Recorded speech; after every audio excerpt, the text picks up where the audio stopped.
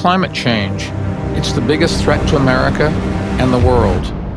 Full stop. For hundreds of years, we created energy by pulling it out of the ground. Fossil fuels, like coal, gas, and oil, are burned to make energy, but they produce dangerous emissions, including lots of CO2. We tend to think of emissions floating up into the air where it disappears, but they don't. They get stuck in our atmosphere and stay for hundreds of years. Why is that a problem? Because they block the heat that normally radiates out into space, and the planet gets hotter. In a given year, the U.S. pumps over 10 trillion pounds of CO2 and similar emissions into the atmosphere. That's the weight of more than 2.5 billion cars. Talk about gridlock. We just experienced the hottest decade ever recorded. Even teeny changes in temperature cause massive changes in extreme weather. More devastating floods, hurricanes, and wildfires. But now there is a solution. We can power America with clean energy, and here's how we do it. 1, replace dirty energy with 100% clean energy.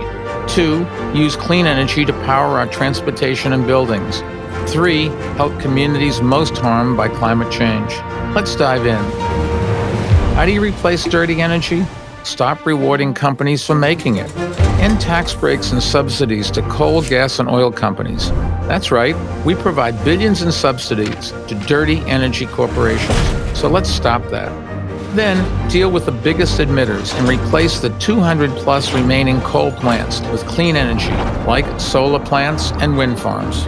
Take those incentives that we gave coal, gas, and oil companies and give them to people to choose clean energy instead. And set audacious goals, like 80% clean energy in less than 10 years.